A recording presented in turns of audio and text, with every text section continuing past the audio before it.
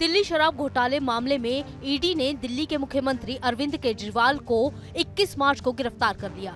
ED की team Kejriwal के घर पर 10वां सम्मन लेकर पहुंची थी। शराब घोटाले में मनी लॉन्ड्रिंग में पूछताछ के बाद उन्हें गिरफ्तार किया गया। ईडी कल केजरीवाल को कोर्ट में पेश करेगी। केजरीवाल की गिरफ्तारी के बाद आप के कई नेता और कार्यकर्ता सीएम के घर पहुंच गए और जमकर नारेबाजी की। सुरक्षा के लिहाज से दिल्ली पुलिस ने सीएम आवास के आसपास धारा 144 लागू कर दी है। आपको बता दें कि इस मामले में आपके राज्यसभा सांसद संजय सिंह और दिल्ली के डिप्टी सीएम मनीष सिसोदिया पहले से ही जेल में हैं। शराब घोटाले के मामले में कुछ हफ्ते पहले ईडी ने तेलंगाना के पूर्व सीएम केसीआर की बेटी के कविता को भी गिरफ्तार किया था। वहीं कुछ दिन पहले अरविंद केजरीवाल ने बीजेपी पर तंज कसते हुए कहा था कि बीजेपी अगर ईडी और पीएमएलए की धारा 45 को खत्म कर दे तो आधी पार्टी बीजेपी छोड़कर चली जाएगी। आपको बता दें कि ईडी पीएमएलए के तहत ही काम करती है, जिसके सेक्शन 45 के चलते जमानत मिलना मुश्किल हो जाता है। महीने भर पहले खुद केजरीवाल ने इस पर सवाल उठाया था। तो चलिए आपको बताते हैं कि आखिर क्या है पीएमएलए और उसकी धारा 45। पीएमएलए का मतलब है prevention of money laundering act.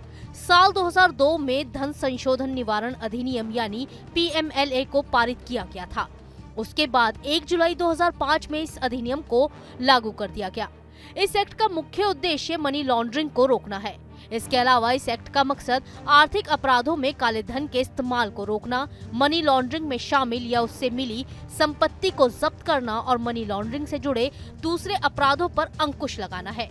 PMLA की धारा 45 के तहत पीएमएलए के अंदर आने वाले सभी अपराध संज्ञेय और गैर जमानती होंगे, जिससे ईडी को कुछ शर्तों के अधीन बिना किसी वारंट के आरोपी को गिरफ्तार करने का अधिकार होगा।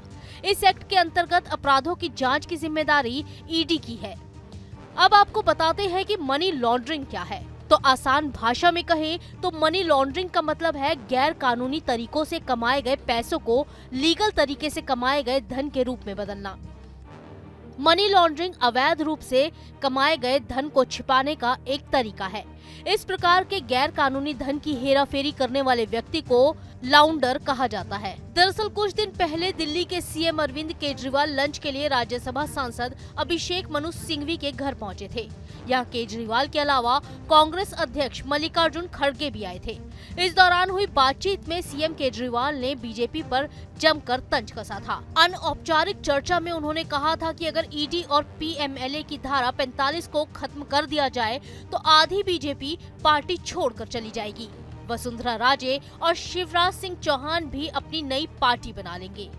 पीएमएलए की धारा 45 को हटा दीजिए तो जो तांता बीजेपी की तरफ लगा हुआ है वो खत्म हो जाएगा। कोई बीजेपी ज्वाइन नहीं करेगा।